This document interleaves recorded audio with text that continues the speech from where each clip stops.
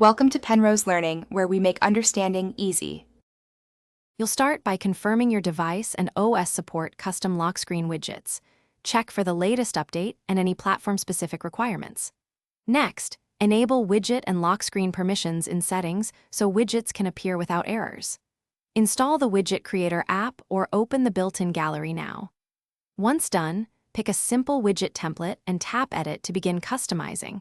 This gets you to the real work quickly and prevents permission issues later. You'll now design the widget. Pick a layout and size that fits the lock screen grid, then connect data sources like calendar, weather, or shortcuts. Make sure to grant read access to contacts or health data only when required.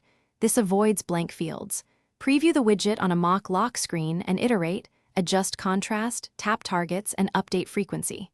Once satisfied, save a named preset so you can swap styles quickly without rebuilding from scratch. Apply your saved preset to the actual lock screen and test interactions.